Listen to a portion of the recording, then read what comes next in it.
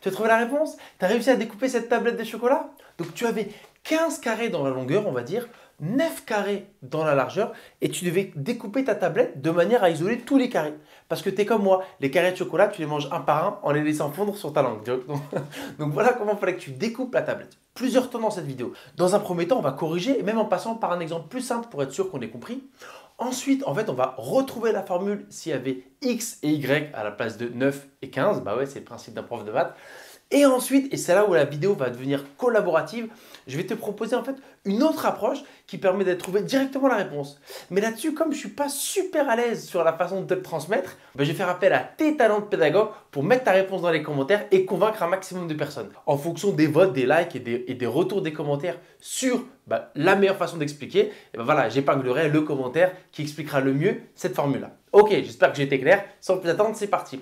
Avant de faire ça, regarde, on va faire un exemple plus simple. Imagine, je te mets 7 tablettes de chocolat. Donc, il y a 4 carrés dans la longueur et 3 dans la largeur. Donc, nous, on va couper comme ça. Je vais faire des colonnes dans un premier temps. Donc, déjà, première question. Pour isoler les colonnes, combien de fois il faut couper? Attends, comme il y a 4 colonnes, il suffit de couper que 3 fois. Un peu comme niveau qui vient de sortir il n'y a pas très longtemps. Tu vois, il fallait compter, il ne faut pas se tromper. Là, comme il y a 4 colonnes, les rangées, finalement, il n'y en a que 3. Donc déjà, on retient. Il suffit de couper 3 fois. Ok. Une fois que tu as coupé 3 fois, il te reste ça. Et tu en as 4. Oui, parce que tu as coupé 3 fois, mais tu as quand même 4 colonnes. Donc tu as 4 fois ce truc-là. Combien de fois il faut couper la colonne pour isoler tous les carrés? Là, c'est le principe. Comme il y a 3 lignes, il y a 3 carrés, il faut couper 2 fois. Mais on a dit qu'il y avait 4 colonnes. Donc il faut couper 2 fois chaque colonne. 2 fois 4, 8. D'accord? Mais on n'oublie pas les 3 premières fois où on a coupé pour isoler les colonnes. Donc au final, cette petite tablette, il faut faire 11 coupes pour isoler tous les carrés. Donc j'espère que tu as compris avec ce petit exemple. On repart sur la vraie. On repart sur la vraie à présent. Tu vois, c'est autre chose maintenant. Donc on repart cette tablette et on va faire le même principe. On va couper des colonnes. Donc nous, il y avait combien de carrés dans la longueur? On a dit qu'il y en avait 15. Donc moi, je vais te faire des colonnes. Donc combien de fois on va couper pour isoler toutes les colonnes? Donc tu as compris le principe. Une fois de moins, il faut qu'on coupe 14 fois. 15 colonnes, donc 14 rangées, je coupe 14 fois. Ok, maintenant que c'est fait, tu te retrouves avec ça. Et tu en as 14 des comme ça. Tu as 14 colonnes. Mais sur chaque colonne, il y a combien de carrés, rappelle-toi? Il y en avait 9 en longueur, on avait dit. Ok, donc maintenant regarde, cette colonne-là avec 9 carrés, combien de fois il faut la couper pour isoler tous tes carrés? Attends, combien il y a 9? Ah oui, une fois de moins. Donc il faut couper 8 fois. Si tu as 9 carrés, tu coupes 8 fois et tu isoles tous tes carrés. On a dit qu'il y avait combien de colonnes? Là, il ne faut pas se tromper. Il y a toujours 15 colonnes. Tu vois. On a coupé 14 fois, mais il y a toujours les 15 colonnes. Donc, il y a 15 colonnes et pour chacune d'elles, on coupe 8 fois. D'accord? 9 carrés comme ça, je coupe 8 fois pour les isoler et j'avais 15 colonnes. Donc, 15 fois 8. Et ben voilà. Ça, c'est le nombre de fois où il faut couper la tablette que j'ai mis dans la miniature pour isoler tous les carrés. 15 fois 8, 120. 120 et 14, 134. Donc la bonne réponse était 134. Il fallait couper la tablette 134 fois pour avoir tous les carrés un par un. Vous voyez, ça prenait un peu de temps. Donc c'est vrai qu'on aurait pu dire, sachant qu'une coupe prend 35 secondes, combien de temps faudra-t-il? Ça aurait été une évolution sympathique. Mais ce qu'on va faire nous, l'évolution, on va faire une autre tablette avec x et y. Imagine à présent une tablette comme ça, qui a x carré dans la longueur et y dans la largeur. En fait, on s'en fiche du x, y. Donc on va faire de la même manière. En fait, on va isoler les hypothétiques colonnes, d'accord? Et ensuite couper chaque colonne. Donc ici, comme il y a x carré dans la longueur, combien de fois il faut que je coupe pour que j'isole toutes les colonnes? On l'a fait 2 fois, donc là maintenant que les x devraient être à l'aise. C'est une fois de moins. Si tu as x carré, et déjà il me faut x moins une coupe. À chaque fois, c'était une de moins. Tu te rappelles? Sur la première tablette, il y en avait 4, on avait coupé 3 fois. Celle où il y en avait 15, on avait coupé 14 fois. Donc x carré, on coupe x moins une fois. Ok. Donc maintenant, qu'est-ce qui se passe une fois qu'on a coupé x moins une fois? On se retrouve avec toutes les colonnes. Combien de colonnes? Toujours x colonnes, tu vois. Donc on se retrouve finalement avec x colonnes. Chacune contient y carré. Attends. J'ai une colonne avec y carré.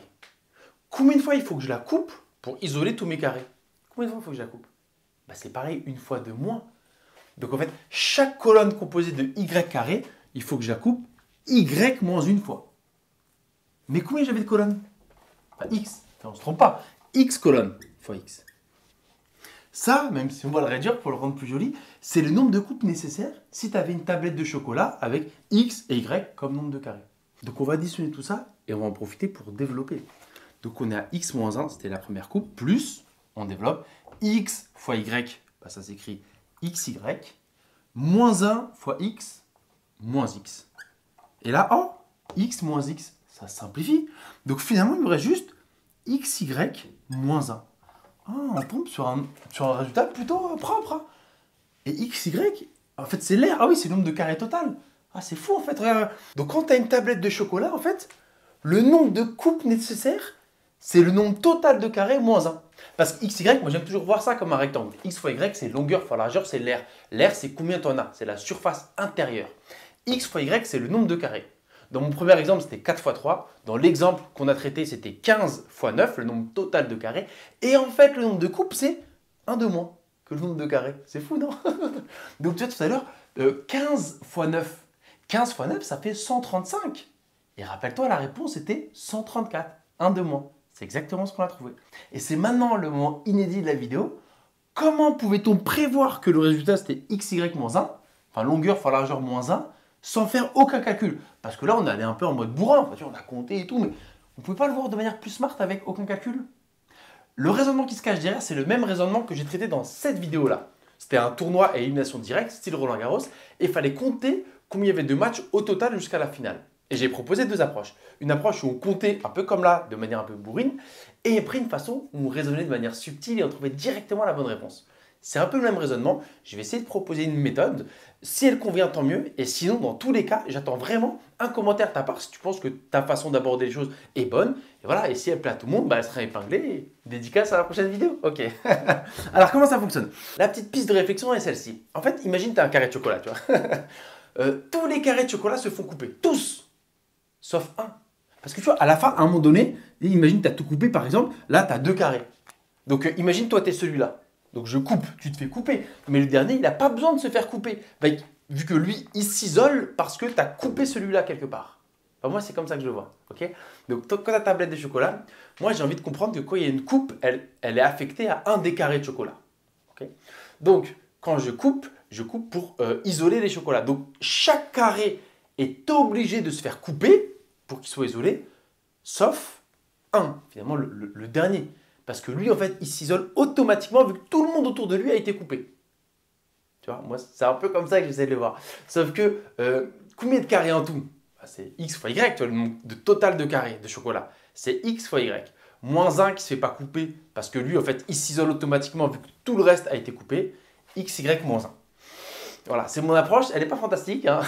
J'en ai bien conscience, mais je n'ai pas réussi à trouver voilà, une phrase comme parfois j'ai l'habitude de faire, une façon qui arrive à convaincre le maximum de personnes. Et plutôt que d'éluder cette partie-là ou te laisser sur ta faim, eh ben, je prends mes responsabilités, j'admets ne pas avoir trouvé la bonne façon et je t'invite à toi de le faire.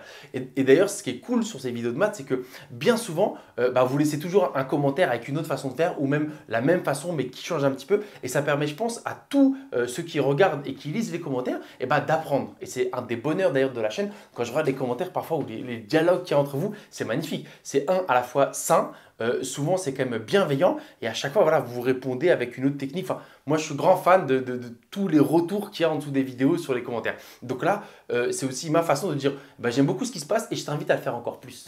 Ok, donc laisse-moi ta façon qui explique pourquoi c'est ça. Et j'allais oublier, abonne-toi à la chaîne et même mets-moi la petite cloche.